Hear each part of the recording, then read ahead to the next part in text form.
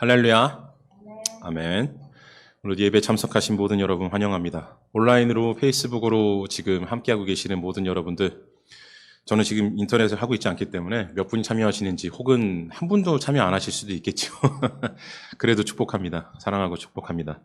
여러분의 그 헌신 가운데 주일 예배를 지키고자 하시는 그 마음 가운데 하나님의 축복이 영원히 함께 하시기를 진심으로 기원드립니다. 아멘. 자, 오늘 말씀은 창세기 6장 14절로 22절까지 말씀입니다. 제목은 올바른 영성과 믿음이라고 제가 지어봤습니다. 창세기가 이제 계속 진행이 되면서 인간의 역사가 시작되었다고 제가 앞서도 말씀드린 적이 있었죠. 근데 이제 그 인간의 역사가 본격적으로 이제 종말을 향해 치닫기 시작을 합니다. 굉장히 충격적이에요. 인간의 역사가 시작된 지 얼마 되지도 않지 않았습니까? 그죠? 창세기 6장에서 이제 그 종말을 맞이하고 있습니다. 성경 66권이잖아요. 그리고 예수님 오시고 나서도 2000년이 넘게 지났는데 지금까지 인간은 종말을 맞이하지 않았는데 고대의 사람들은 창세기가 6장이 진행되는 동안 멸망을 맞이해 버렸습니다. 창세기 1장은 하나님께서 천지를 창조하신 본문이니까 나머지 5장 정도 만에 멸망을 당한 거죠. 물론 이제 그 시간이 몇천 년인지 어떤지 우리는 알 수가 없어요. 왜냐하면 그 고대의 시간의 정확한 기록을 역사적으로 우리가 증명할 수 없기 때문에 성경에서는 누가 몇 세 살았다, 몇 세 살고 죽었다 이런 말씀이 기록되어 있지만 이것은 구전으로 전해져 내려온 것이었기 때문에 정확하게 모든 사람이 빠지지 않고 기록되어 있는 것인지 혹은 정확한 날수가 맞는지 이걸 우리가 확답할 수가 없죠. 그래서 앞에서 창세기 역사에는 이 원역사, 이 11장까지를 원역사라고 하는데 그 역사가 정말로 연대기가 그 시간이 맞는지는 저희가 정확하게 확신할 수는 없습니다. 그래서 이 5장까지의 역사가 얼마나의 시간이 걸렸는지 저희가 정확하게 알 수는 없지만 그러나 그럼에도 불구하고 아무리 시간이 길었다고 할지라도 창세기가 5장에 진행되는 동안 5장 정도밖에 진행되지 않는데 멸망을 맞이했다라는 것은요. 인간의 역사가 아무리 길어도 하나님 앞에서는 정말로 보잘것도 없고 그 의미 없는 시간들로 채워졌었다라는 것을 말씀하고 계신 겁니다. 그래서 인간은 그 의미 없는 시간이 5장 만에 그 결말을 맞이하는데 그 결말이 바로 멸절, 이 모습으로 드러나게 되는 것이죠. 자, 그래서 하나님께서 인간을 멸절하시기로 작정을 하시고 인간을 쓸어버리기로 홍수로 쓸어버리기로 작정을 하시는데 근데 그때 한 사람을 보시죠. 그 사람이 누굽니까? 바로 노아죠. 노아 한 사람의 이 의로움을 보심으로 인하여서 그가 하나님께 은혜를 입음으로 인하여서 모든 인류의 구원자가 됩니다. 물론 당시의 인류는 구원해내지 못했죠. 그런데 노아가 구원받음으로 인하여서 어떻게 되는 건가요? 우리가 구원받았습니다. 우리가 태어날 수 있었던 거죠. 그리고 예수 그리스도까지 이어지는 그 계보가 바로 노아 때문에 살아남은 겁니다. 노아도 쓸려버렸으면요, 예수님 오시지 않아도 되었겠죠. 예수님 오실 이유가 없었겠죠. 인간이 없으니까요. 그런데 노아를 살리심으로 인하여서 예수 그리스도의 복음의 그 계보를 살리셨다라는 겁니다. 또 반대로 얘기를 하면은요, 예수 그리스도의 구원의 계보를 살리셨다라는 것은 예수님이 죽음을 작정하신 것을 포기하지 않으셨다는 겁니다. 그냥 이때 인간이 이 악이 죄악이 얼마나 만연한지를 아셨다고 한다면은요, 정말 인간이 정말 취약한 존재구나. 인간이 정말로 더러운 존재구나라는 것을 아셨다고 한다면은 그냥 인간을 쓸어버리셨으면 되지 않았겠습니까? 그냥 쓸어버리셨으면은 예수님 죽으실 필요 없었어요. 그런데 예수님이 이것을 쓸어버리지 아니하시고 노아를 살리셨다라는 것은 예수님의 죽음을 각오를 그대로 드러내 보이셨다라는 겁니다. 예수님이 인간을 쓸어버리지 않으셨다라는 것은 그 죽음을 이미 각오하셨다라는 것을 보여주고 있는 것이죠. 그래서 이 노아를 살리셨다라는 것은요, 노아를 통해서 구원의 계보를 살리셨다라는 것은 굉장히 많은 의미를 담고 있는데 그 중에 가장 중요한 것이 무엇이냐? 인간을 향한 사랑을 확정하시고 그 사랑의 증거로 예수님도 죽음을 각오하셨다라는 것이 아직 끝나지 않았음을 보여주신다라는 겁니다. 물론 신약이 없는 유대인들에게 있어서는 이런 의미가 없겠죠. 구약만을 가지고 있기 때문에 예수 그리스도의 십자가의 죽음은 그냥 형벌이었기 때문에 이런 의미를 가지고 있지 못하지만 우리는 근데 예수님을 구주로 믿기 때문에 우리에게는 이 노아의 홍수로 인한 예수님의 죽음의 각오가 이렇게 드러나는 것입니다. 그렇기 때문에 노아의 홍수의 사건은요, 단지 멸절만을 의미하는 것이 아니라 고통과 괴로움만을 상징하는 것이 아니라 하나님의 희생도 사랑하는 겁니다. 상징하는 것입니다. 하나님이 인간을 사랑하고 인간을 죽이셨으면 예수님의 고통도 없었을 텐데 사랑하셨기 때문에 살리셨고 사랑하셨기 때문에 그 계보를 우리에게 허락을 하신 것이죠. 여기서부터 예수님의 사랑이 바로 드러나는 겁니다. 물론 삼위일체 하나님이 천지를 창조하셨기 때문에 그 창조하심으로부터 이미 예수님의 작정은 시작이 되었어요. 하나님이 시간에 종속되는 분이 아니시기 때문에 천지를 창조하실 때 이미 아셨을 겁니다. 인간이 어떤 존재가 될 것인지, 인간이 어떤 죄를 지을 것인지, 그로 인하여서 예수님께서 죽으셔야 하는 것을 분명히 알고 계셨을 것입니다. 그런데 인간을 창조하셨죠. 인간을 멸절시키시는데 다 멸절시키지 않으십니다.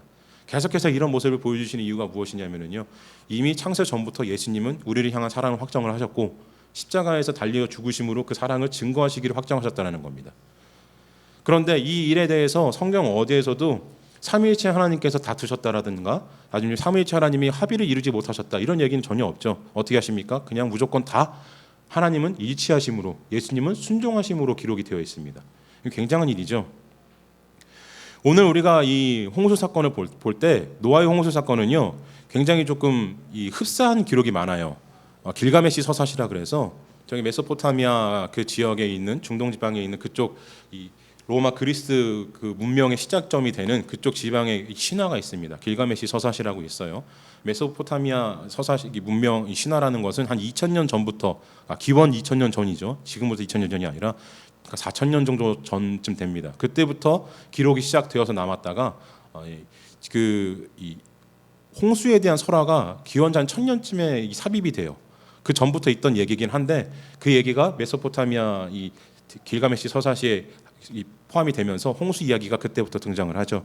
그런데 성경이요, 그때 비슷한 시기에 작성이 됩니다. 기원전 1000년경쯤에 성경이 이제 작성이 되었다고 하는데 조금 늦어요. 길가메시 서사시의 이 홍수 이야기 삽입되는 부분보다 이 성경 기록이 조금 연대가 늦습니다. 그래서 창세기 신약 창세기를 볼 때 이 신학을 공부하는 역사학자들 그리고 일반 역사학자들도 그렇게 마찬가지겠지만 성경이 아마도 길가메시 서사시를 참고해가지고 거기에 있는 홍수 설화를 참고해서 기록을 하였을 것이다 이렇게 얘기를 합니다.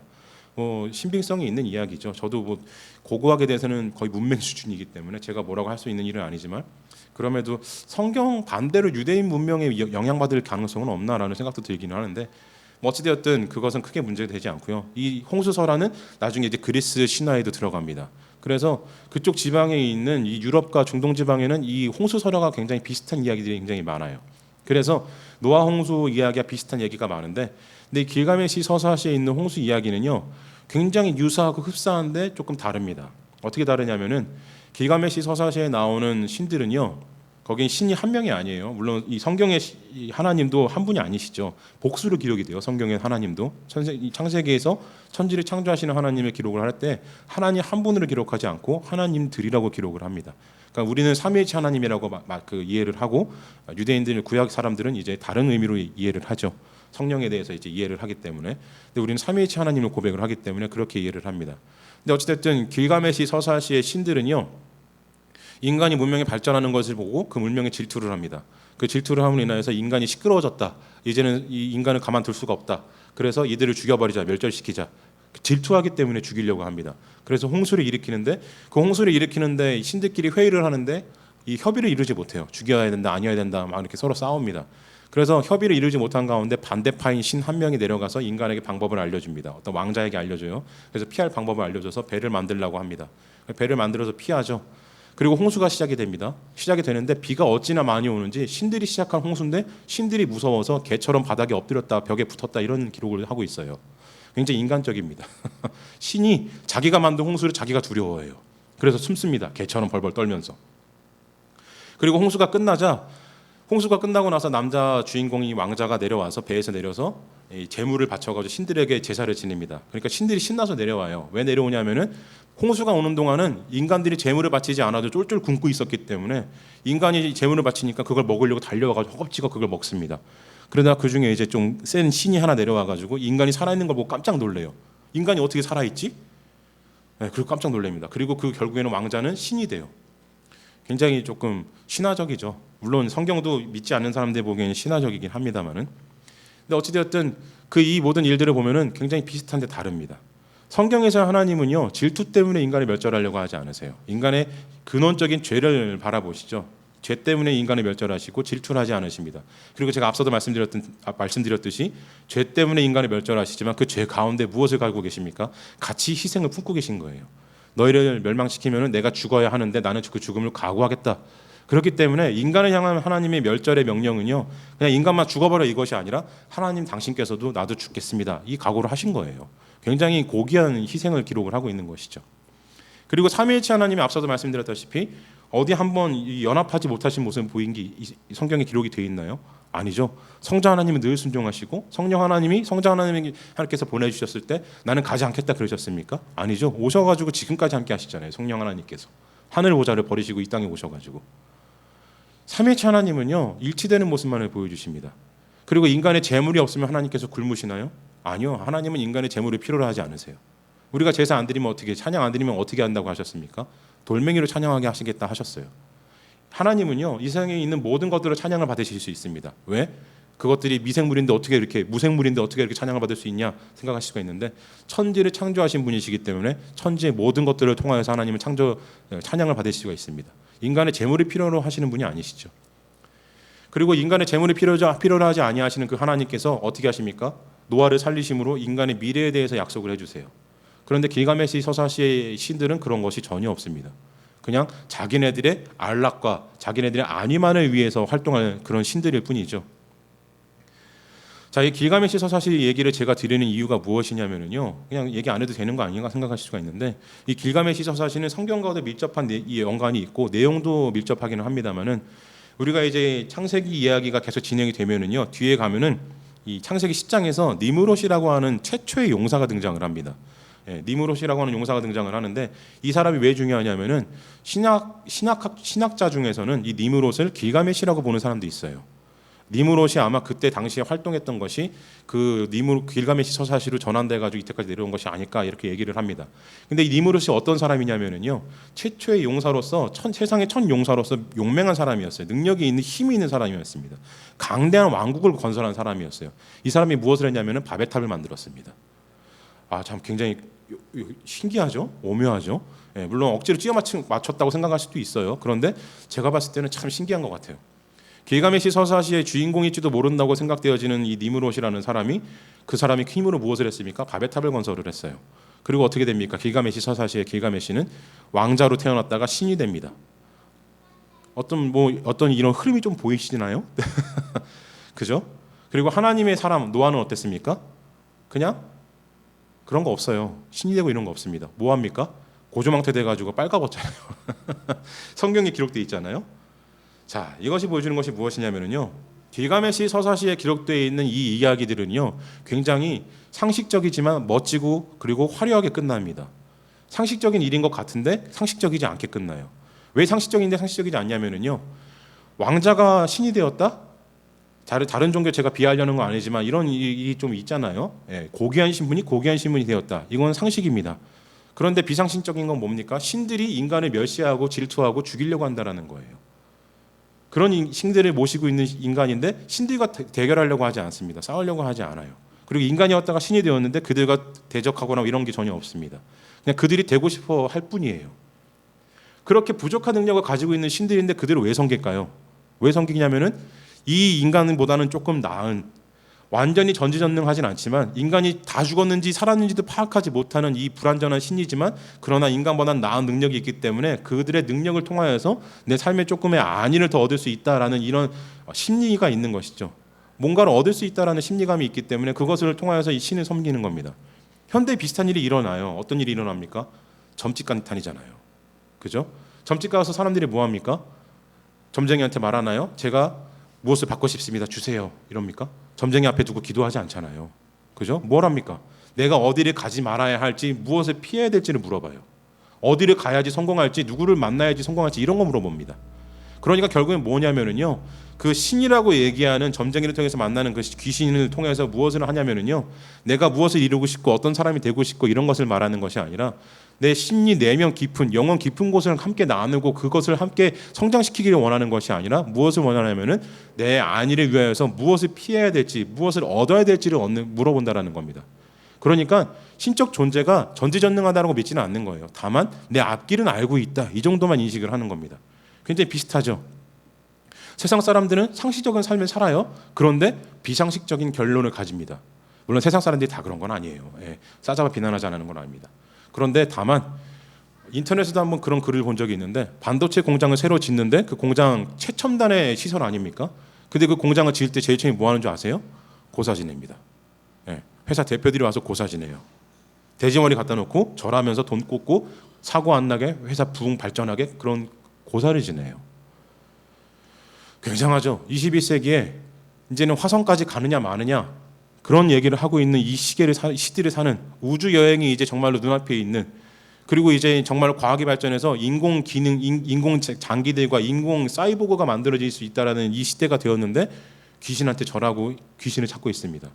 인간의 본성은 이 4,000년 전의 얘기랑 별로 다를 바가 없어졌다라는 거예요. 자, 그러면은 노아도 같은 거 아니야? 라고 생각하실 수가 있습니다. 그런데 오늘 노아를 보면은요, 하나님께서 명령을 하십니다. 무엇을 해라, 무엇을 해라, 무엇을 해라 명령을 하십니다. 그런데 그 명령을 하시면서 하나님께서 내가 너에게 이것을 주겠다라고 하시는 부분이 있나요? 하나도 없어요. 노아는 어떻습니까? 하나님, 그렇게 명령하셨으면 저에게 이 정도는 주셔야 되는 거 아닙니까? 이런 얘기 하지 않아요. 재료 만들라고 하셨으니까 저에게 어디를 가서 구해야 될지 알려주세요. 이런 얘기 하지 않습니다. 노아의 이 얘기를 보면은요, 거의 고문 수준이에요. 하나님께서 어떻게 지어라는데 그 규모가 어마어마합니다. 그런데 그 어마어마한 규모를 짓는데 재료를 공급해 주지 않으세요. 그리고 노아가 그 일에 대해서 하나님 그러면은 몇 명의 인부가 필요하고 얼마가 필요하니까 저에게 이렇게 보내주십시오. 이런 얘기를 전혀 하지 않습니다. 왈가왈부 말이 없어요. 성경의 인물들을 보면은요, 하나님께서 명령하셨을 때 막 말이 많은 사람들이 있어요. 요나 있잖아요. 하나님 가라고 하셨는데 가지도 않았어요. 제가 저들 때문에 왜 해야 됩니까? 막 이러 따지잖아요. 하나님한테 차라리 죽이세요. 막 이러잖아요. 굉장히 배짱 있는 사람이에요. 죽이세요 하고 나서 성경에서 그냥 끊어져 버립니다. 죽었는지 살았는지 몰라요. 까불면 안 돼요. 요나는 용맹한 게 아니라 겁이 없어가지고 정신을 못 차린 거였어요. 예. 차라리 죽는 게 낫겠습니다 하니까 어떻게 됩니까? 그냥 성경에서 얘기가 끝나버려요. 사라져버려요. 어떻게 되는지 모릅니다. 그 뒷이야기. 자, 아무튼 그렇게 막 따지고 그럴 수 있었어요. 노아도 그랬습니다. 그런데 노아는 한마디 말도 하지 않아요. 그리고 22절에 뭐라 그럽니까? 다 준행하였다 그래요. 자, 이 얘기는 조금 뒤에 다시 한번 보시도록 하겠고요. 어찌되었든 다른 것은 이해할 수 있습니다. 그런데 하나님께서 뭐라 그러시냐면은 가축을 보내신다 그래요. 동물들을 다 보내신다 그럽니다. 세상에 있는 모든 동물을 안수 한 쌍씩 보내시겠다 그래요. 그걸 너한테 보내줄 테니까, 인도해 줄 테니까 너는 그걸 이끌어 가지고 너의 방주에 싣고, 그리고 뭐라 그러십니까? 그것들 먹을 걸 다 찾으라는 거예요. 자, 여러분, 노아가 얼마나 부자였는지는 몰라요. 그런데 만약에 세상의 모든 동물들이 이 설화가 뭐 진짜인지 아닌지는 솔직히 이 신학적으로 논란이 많은 얘기입니다. 이 성수 이야기는. 그런데 어쨌든 우리는 이것을 진짜라고 한번 여겨봅시다. 그리고 모든 동물이 왔다고 생각을 해보세요. 그중에 코끼리가 있을 거 아닙니까? 그죠? 하루에 먹는 양이 톤이에요. 톤. 킬로그램이 아니라 톤 양을 먹습니다. 그 코끼리가 먹을 양을 준비를 해야 돼요. 엄청난 양을 준비를 해야 되는 것이죠. 물론 홍수 가운데 있으니까 코끼리한테도 하나님이 권능을 주셔가지고 조금 먹을 수 있게 하는 뭐 그런 권능을 주실 수도 있었겠죠. 그런데 그런 얘기 없어요. 그냥 뭐라 그러십니까? 먹을 거 준비하라 그러세요. 고문이에요, 고문. 제가 볼 때는 이 이야기를 읽으면서요, 진짜 하나님 고문하시는 것 같다 이 생각이 들어요. 노아가 먹고 살 것도 빡빡한데 배까지 만들어야 돼요. 자기 재산을 쏟아가지고 제 배를 만들어야 됩니다. 그런데 먹을 것도 준비를 해야 돼요. 자기 식구들 먹을 거. 얼마나 걸릴지가 몰라요. 성경에서 1년 정도 걸리잖아요. 얼마나 시간이 걸릴지 모르기 때문에 먹을 걸 진짜 있는 힘껏 준비를 다 해야 됩니다. 몇 년을 모아야 됐을 거예요. 이 당시에 농업이 발달을 했겠습니까? 과학이 발달을 했겠습니까? 굉장히 힘든 일인데 여기서 그치지 말고 뭐라고 하십니까? 동물들 먹을 것까지도 생명까지도 건사하라고 명령을 하시는 거예요.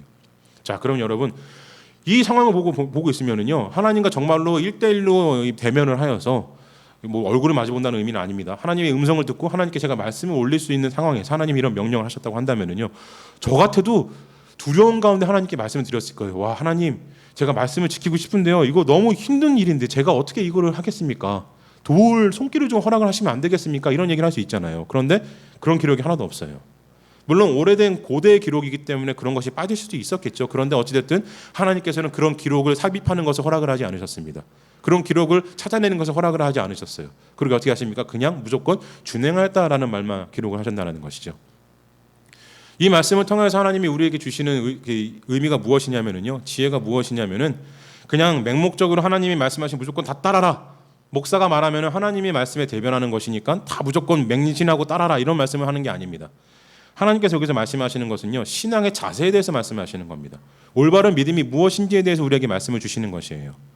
올바른 믿음에 대해서 생각을 하면은요, 우리가 이 말씀을 통해서 알 수 있는 것은 노아가 행한 것은 하나님의 소명을 온전히 따른 것이었고요. 소명은 왕의 명령이라는 뜻을 가지고 있습니다.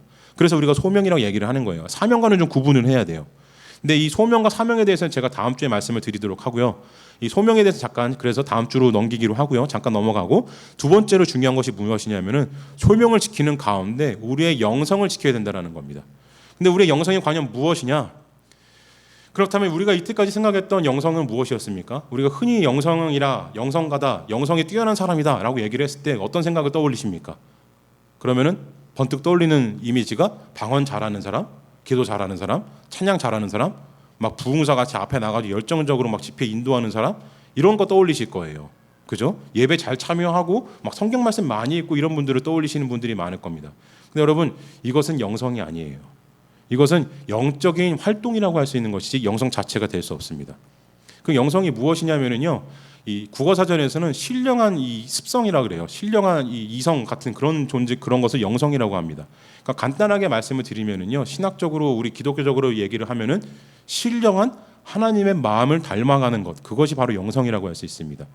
더 쉽게 얘기하면 영적 이성이라고 할 수 있어요. 혹은 지성이라도 할 수 있죠.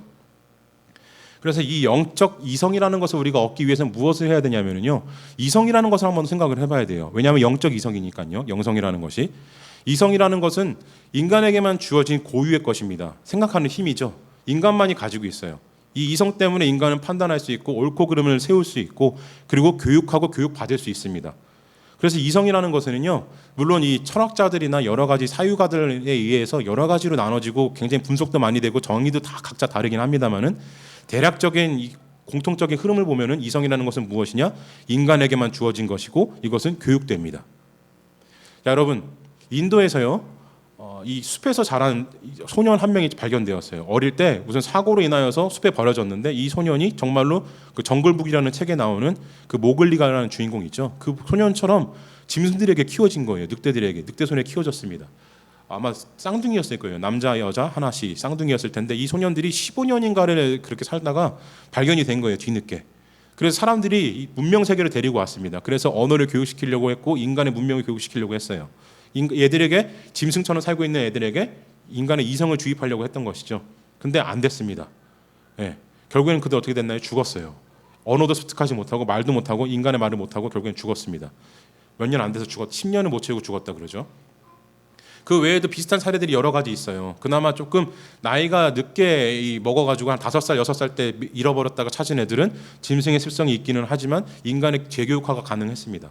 제가 뭘 말씀드리려고 하는 것이냐면은, 인간이 성장함에 따라 가지고 교육받은 것이 바로 이성이라는 겁니다. 인간의 고유의 것인데 밀림에서 자란 애들은 그것을 습득하지 못하고 죽었잖아요.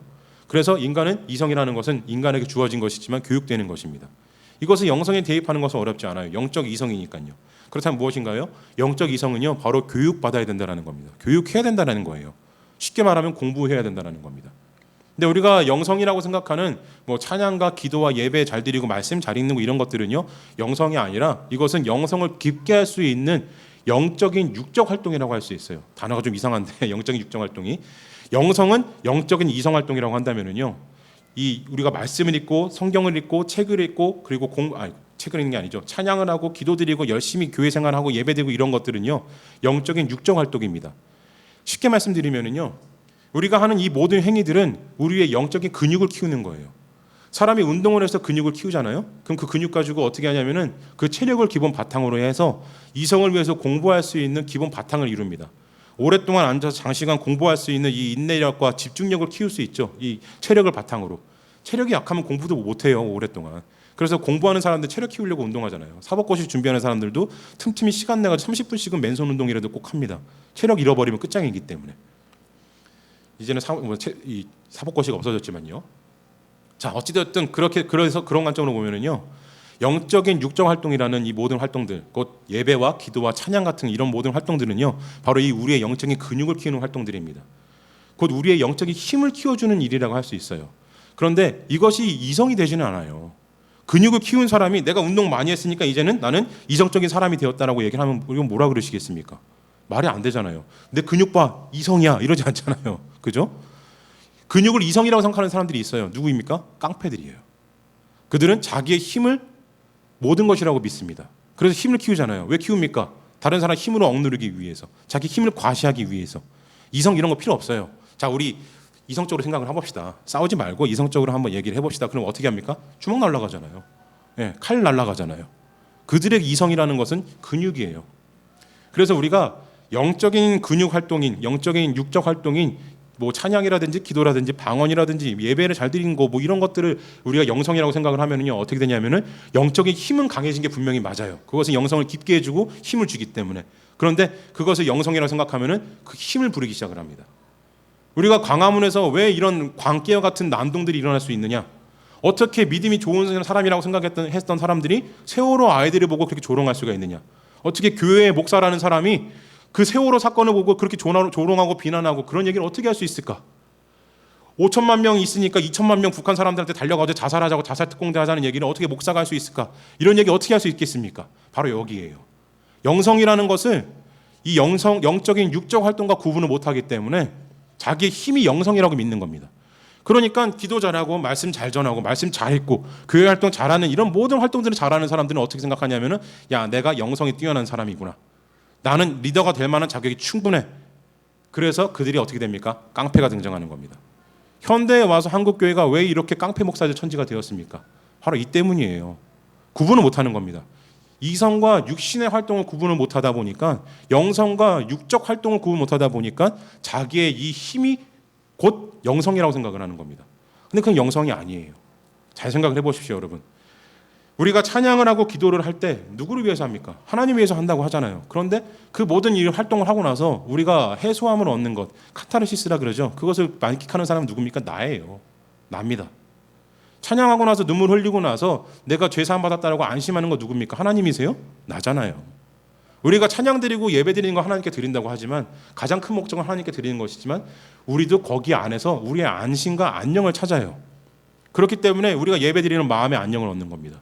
찬양과 기도 드리면 안심을 얻는 거예요. 말씀 읽으면서 우리가 마음이 평온해지는 이유가 바로 거기 있습니다. 물론 이게 나쁜 건 아니에요. 이게 무조건 나쁘다는 건 아닙니다. 필요한 거예요. 영성을 깊게 하기 위해 힘이기 때문에 인내력이고 지구력이기 때문에 필요한 겁니다. 그런데 제가 말씀드리고자 하는 것은 이것을 영성 자체라고 생각하면 안 된다는 거예요. 그럼 영성은 무엇이 되어야 하는 것인가? 라는 질문이 나올 수밖에 없죠. 영성 도대체 무엇인가? 영적 이성이라는 것 도대체 뭐냐? 앞에서 말씀드렸다시피 교육에서 바로 힌트가 있습니다. 교육이라는 것은 뭐 다를 게 아니죠. 공부예요. 공부입니다. 그렇다고 해가지고 신학 공부하라는 말씀은 아니에요. 성경 읽는 것도 공부 아닌가라고 생각하실 수가 있는데 성경 읽는 것도 좋은 일이고 훌륭한 일입니다. 큐티하는 것. 그런데 여러분 읽기만 해서는 안 돼요. 공부를 해야 됩니다. 목사님 설교 듣는데 여러분 목사님 설교 듣는다고 해서 성경 전부를 다 알 수 있습니까? 일주일에 한 번 들으시잖아요. 주일 설교. 물론 이제 새벽 예배 가는 건 경우가 다르긴 합니다만은 근데 그 모든 설교를 듣는다고 해서 내게 다 되지는 않아요. 남아있지 않잖아요. 그죠? 그 중에 중요한 핵심 몇 가지만 남아있을 뿐이에요. 내 것이 되기가 굉장히 힘듭니다. 은혜는 받지만. 결국에는 예배도 설교도 영적인 육적 활동이 될 수밖에 없는 거예요. 그럼 우리가 어떻게 공부해야 됩니까? 성경을 읽는 것에서 어떻게 더 나아가야 되는가? 이거 고민을 해봐야 돼요.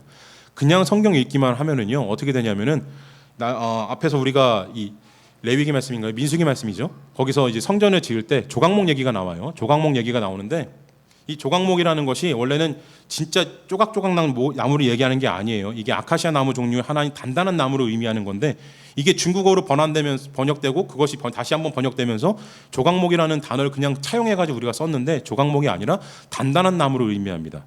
근데 이 단단한 나무가 조각목이라 기록되어 있다 보니까 하나님께서는 성전을 지으실 때 조각목같이 쓸모없는 것도 버리지 않으셨구나. 그래서 세상 사람들은 필요 없는 사람이 아무도 없구나. 이런 결론을 내는 경우가 굉장히 많아요. 근데 반대입니다. 오히려 반대예요. 하나님이 성전을 지으실 때는 가장 단단한 나무로 가장 튼튼한 것으로 지으셔가지고 인간의 피할 바를 대신 상징해 주시는 의미를 가지고 있습니다. 인간을 골라가지고 쓰실 때 가장 튼튼한 사람만 쓰신다는 게 아니라 인간이 와서 예배드릴 수 있는 처소를 가장 단단하게 지켜주시겠다는 의미를 담고 있는데 반대로 거꾸로 빗나가서 해석을 하잖아요. 바로 이런 점입니다. 성경을 읽기만 한다고 해서 해결되지 않아요, 여러분. 우리가 공부를 해야 되는 이유가 무엇입니까? 성경을 더 잘 알기 위해서입니다. 더 깊이 이해하기 위해서예요. 예수님께서 부자가 천국에 가기가 얼마나 힘든지 낙타가 바늘길 통과하기보다 어렵다고 말씀하셨잖아요. 이 낙타가 바늘길 통과하는 게 무슨 의미가 있냐 도대체 이렇게 생각하실 수가 있어요. 그런데 이게 어떤 의미를 가지냐면요. 두 가지 의미가 있습니다. 성전에서 이스라엘 사람들의 성전에요. 진짜로 낙타 바늘길 문이라는 곳이 있었습니다. 굉장히 좁아요. 밤에 문을 다 닫으면 성벽문을 닫고 성전에 들어가야 될 급할 용무가 있는 사람들은 통과할 수 있는 문이 있었는데 거기가 굉장히 좁아요. 사람이 옆으로 이렇게 들어갈 수 있는 정도입니다. 낙타 실제로 보신 분들 아시겠지만 어마어마해요. 옆에 크기는 한 이 정도 되고요. 사람이 다리를 쫙 벌리고 타야 될 정도니까요. 높이는 한 이 정도 됩니다. 저도 이렇게 우러러 봐야 돼요. 한 3m 되는 것 같아요. 그 낙타가 거기 통과하기가 얼마나 어렵습니까? 힘들어요. 구겨 넣어야 돼요. 피투성이 피가 돼요. 피떡이 돼야 돼요. 거기 들어가려면 낙타가. 부자가 하나님 나라에 가기가 얼마나 힘든지를 설명하실 때 그 말씀을 하신 겁니다. 물론 진짜 바늘기를 의미할 수도 있긴 하겠죠. 그리고 또 하나의 의미가 있는 것이 낙타를 상징하는 단어가요. 이 영어로 카멜이라 그러는데 이것이 동아줄을 의미하는 단어가 있어요. 제가 죄송합니다. 단어가 기억이 안 나는데 이 카멜과 동아줄 단어가 비슷한 단어여가지고 혼동해가지고 오역해서 기록했을 것이다. 그래서 부자가 천국에 가는 것은 동아줄이 이만한 굵은 이스라엘이 굵은 동아줄이 있어요. 이 동아줄이 바늘기 통과하는 것만큼 어렵다. 그럼 통과하려면 어떻게 됩니까? 동아줄을 비벼내가지고 요마 실과 같이 만들어야 되잖아요. 그래서 이 동아줄을 달아 없앨 때까지 손으로 계속해서 비벼가지고 그래서 하나님께 나아가야 된다. 이런 의미를 담고 있기도 해요. 근데 여러분 이런 이 주변적인 상식을 모르면은요, 주변적인 지식을 모르면은 이 의미가 나옵니까? 나오지 않아요. 그럼 어떻게 됩니까? 그냥 부자들만 욕만 하는 거예요. 부자들은 천국에 절대 못 가. 이렇게 정죄하는 사람이 되어버립니다. 우리가 영적인 이성이라는 것을 키우기 위해서 공부를 해야 되는 것은요, 그냥 내 지식을 뽐내기 위해서가 아니라 내가 그냥 성경을 더 깊이 알아가지고 남들하고 싸우기 위해서 하는 것이 아니라 성경 말씀을 더 자세하게 원래대로 이해하기 위해서 공부를 해야 되는 겁니다. 여기서 그냥 만족하시면 안 돼요. 목사들의 설교를 통해서 그냥 멈춰버리시면 안 됩니다. 내가 공부를 하셔야 됩니다.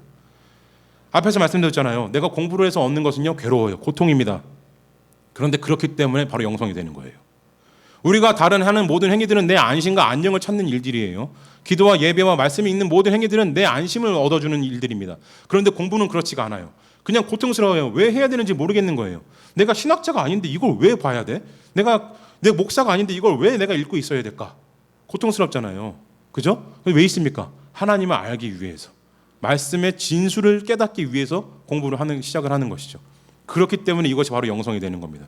조건과 이유가 붙질 않아요. 오직 한 분밖에 안 계세요. 누구? 하나님밖에 안 계시는 겁니다. 목회자 외에 이 다른 사람들이 신학 공부를 하는 경우가 종종 있어요. 예, 깜짝깜짝 놀라는 분들도 있습니다. 보면 그분들 보면은요, 왜 공부하시겠습니까? 목사 되려고 공부하시겠어요? 아니에요. 예, 왜 공부하십니까? 자랑하려고요? 아니에요. 먹고 살기도 바쁜데 이거 자랑해서 누구한테 자랑하려고요? 그죠?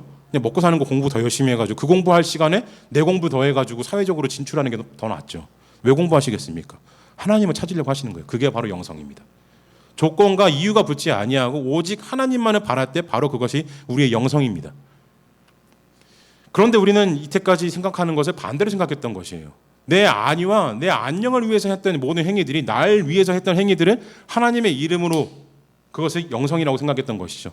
그렇기 때문에 교회가 흐트러지기 시작을 하는 겁니다. 깡패들이 등장을 하는 거예요.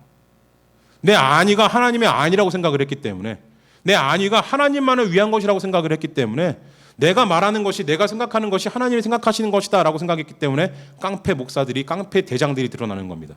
깡패 장로와 깡패 권사들이 드러나는 거예요. 어떻게 이렇게 할 수 있습니까? 자기가 영성이 뛰어난 사람이니까 나는 영적 지도자야, 이런 얘기 하잖아요.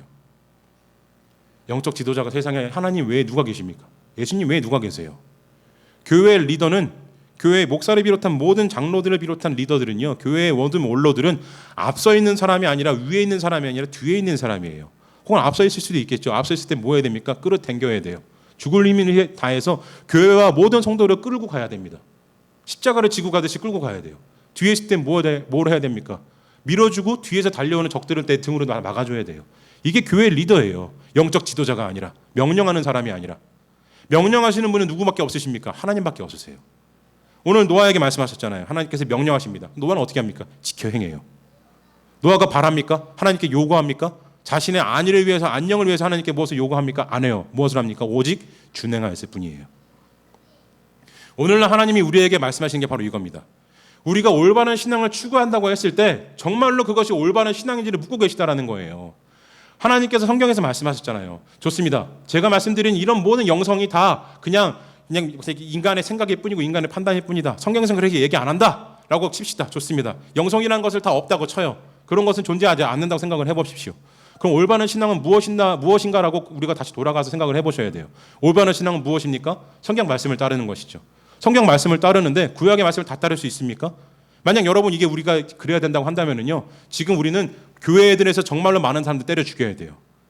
여러분이 속하신 교회, 지금 인터넷으로 보고 계신 분들, 여러분이 속하신 교회에도요, 어느 정도 규모일지 모르겠지만 분명히 그 안에 불륜자들이 있습니다. 지금 불륜 저지르고 있는 사람들이 있어요. 교회 돈을 착복하는 사람들이 있을 수도 있어요. 아니면 세상 속에서 회사 돈을 횡령하는 사람들이 있을 겁니다. 남 모르는 범죄를 저지르고 성경에서 죽여라고 하는 그 일들을 하는 사람들이 분명히 있어요. 과거에 했던 사람이 아니라 분명히 지금도 있습니다. 제가 예전에 있던 교회에서는요, 교회가 정말로 불륜의 왕국이었어요. 그 사람도 어떻게 됩니까? 다 때려 죽여야 돼요. 돌로 쳐 죽여야 됩니다. 우리 그러지 않잖아요. 이게 왜 그렇습니까? 율법을 완성하신 예수님을 따라가지고 새로운 율법은 예수님을 따르기 때문이에요. 그럼 새로운 율법인 예수님이 무엇을 말씀하셨습니까? 이것은 두 가지로 추격될 수 있어요. 첫 번째는 큰 두 계명입니다. 예수님께서 뭐라고 말씀하셨습니까? 주 너의 하나님을 생명을 다해 사랑하라고 하셨죠.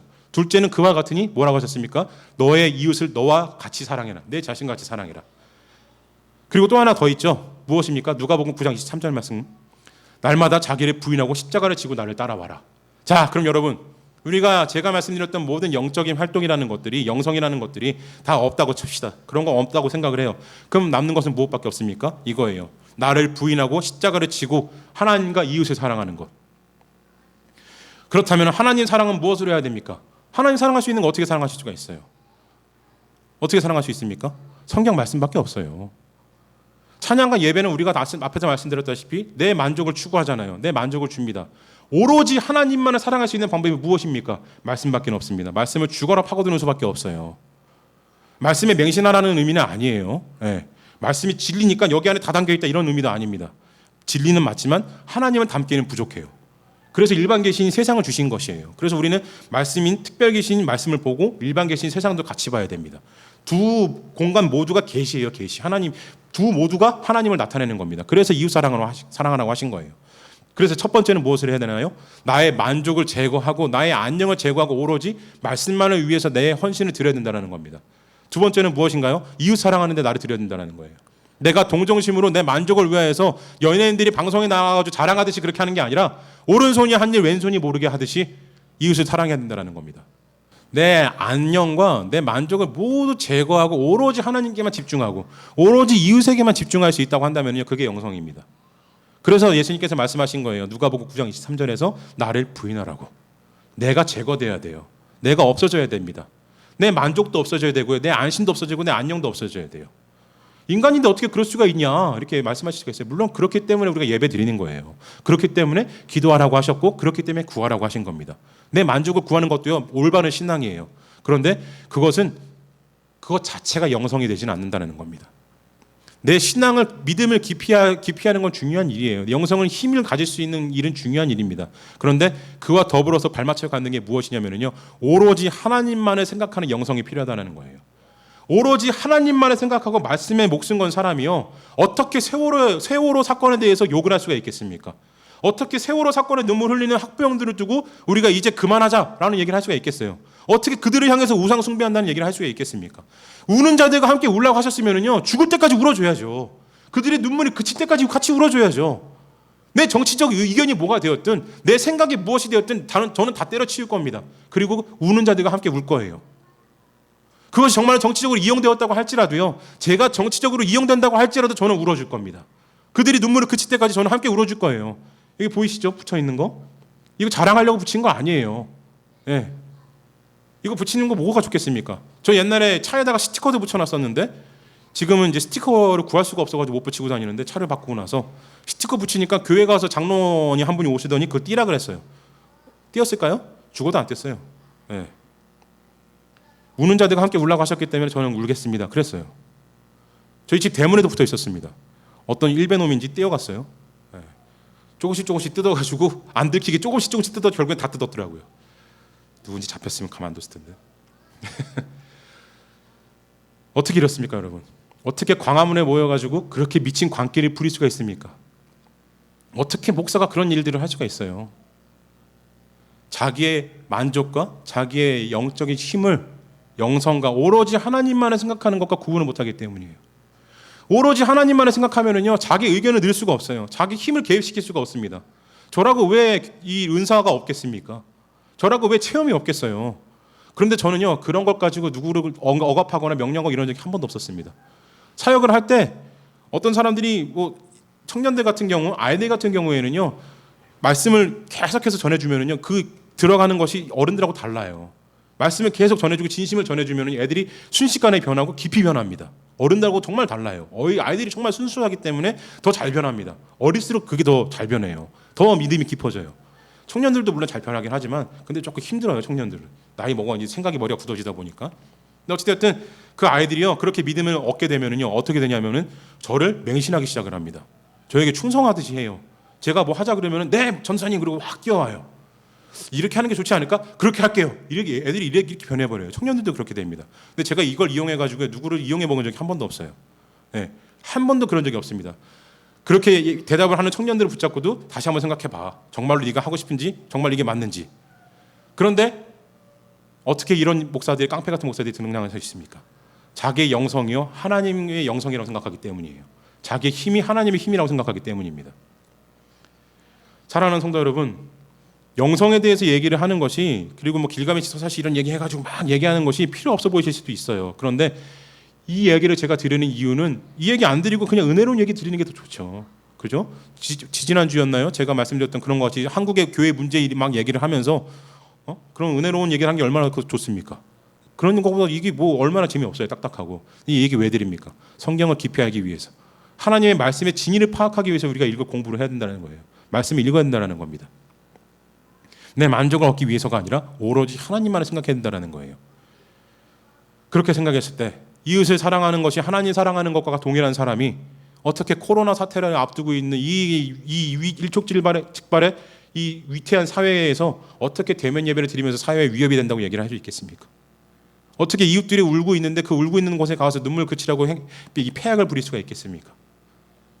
어떻게 이웃 사랑하는 것을 하나님 사랑하는 것과 동일하게 해야 되는데 단지 정치적인 의견이 다르다고 해가지고 어떻게 저주하고 가스통 들고 가지고 죽인다고 얘기를 할 수가 있겠습니까? 어떻게 그런 사람들이 나올 수가 있나요? 그건 올바른 믿음이 아니에요. 그냥 올바른 믿음이라 생각하고 살았겠죠. 그 사람들 분명히 새벽 기도에 열심히 나갈 겁니다. 광화문에서 소리소리 지르고 세월호 욕하는 사람들도요 새벽 기도에 안 빠질 거예요. 왜냐하면 제가 봤기 때문에 알아요. 제가 사역했던 교회에서 새벽 기도를 한 번도 빠지지 않는 권사님이 그랬어요. 광화문 지나가고 본고차 안에서 그랬어요. 세월호 학부형들이 그 텐트 천막 철거당해가지고 바닥에 쭈그려 앉아가지고 계실 때 그랬어요. 아유 저 쓰레기 같은 것들을 그랬어요.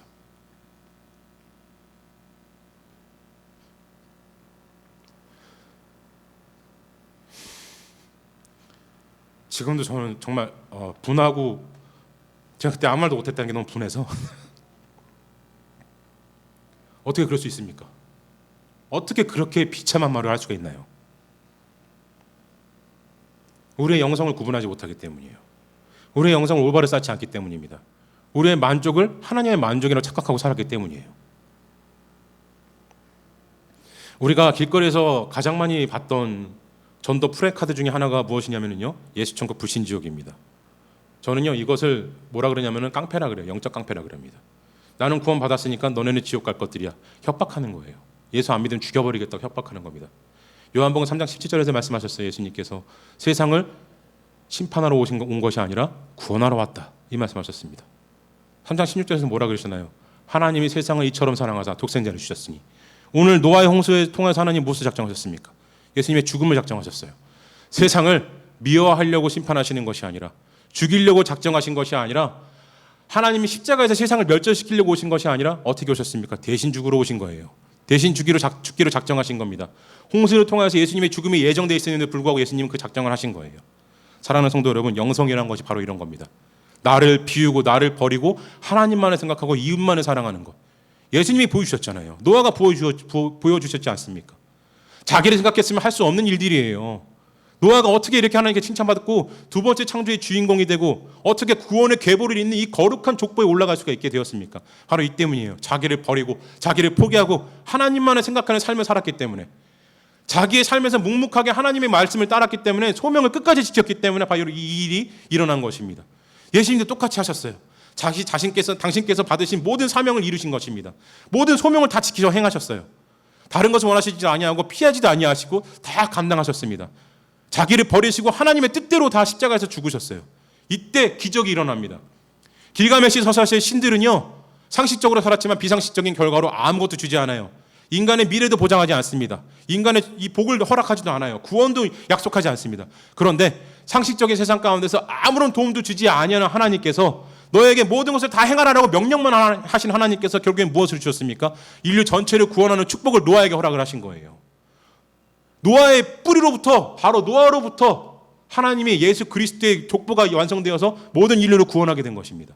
어마어마한 복을 받았잖아요. 그의 삶은 고됐지만 하늘나라에서 하나님께 어마어마한 복을 받았을 겁니다. 어마어마한 상급을 받았겠죠. 바로 이것이에요, 여러분. 우리의 믿음이라는 것은요, 내 안녕과 내 바라는 것을 이루는 것이 그것이 믿음이 아니라 내 모든 것을 포기하고 내 원하는 것을 다 버리고 오로지 하나님 한 분만을 생각했을 때 그것이 바로 믿음입니다. 그것이 바로 올바른 영성이에요.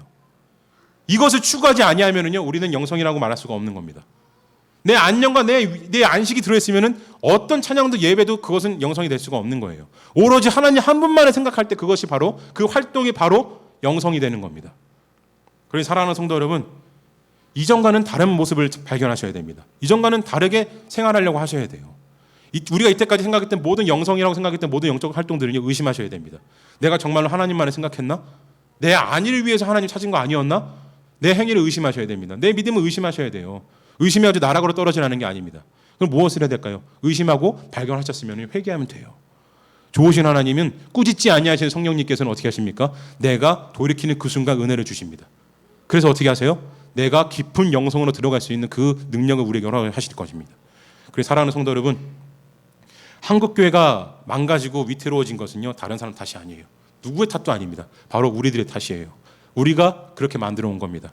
영성에 대해서 깊이 있게 고찰하지 아니하였고 영성에 대해서 깊이 있게 훈련하지 않았기 때문에 우리가 이렇게 엉망진창인 기독교를 만들어 버렸습니다. 하나님의 말씀이 혼탁해져 버린 세상을 우리가 그냥 스스로 만들어 버린 거예요. 그런데 늦지 않았어요. 늦지 않았습니다. 제가 전에도 2주 전에 말씀드렸다시피 아직 늦지 않았어요. 하나님의 불꽃은 꺼지지 않았습니다. 그러니 우리가 다시 한번 영성을 재점검하고 나의 영성을 재점검하고 하나님 사랑과 이웃 사랑을 오로지 나를 비우는 가운데 완성함으로 인하여서 다시 한번 한국교회의 불꽃을 타오르게 하는 그 역할을, 그 기치를 여러분들이 올리셨으면 좋겠습니다. 진심으로 그렇게 여러분 한 분 한 분이 깊은 영성가가 되심으로 인하여서 한국교회가 다시 한번 큰 부흥의 불길이 일어나서 정말로 하나님의 나라와 같은 곳이 되었으면, 그렇게 하나님의 천국과 같이 평화롭고 아름다운 세상을 여러분을 통해서 이루어지기를 진심으로 축원드립니다. 그렇게 하나님의 귀한 일꾼들, 기둥과 같은 노아와 같은 분들 되시기를 진심으로 축원드립니다. 아멘.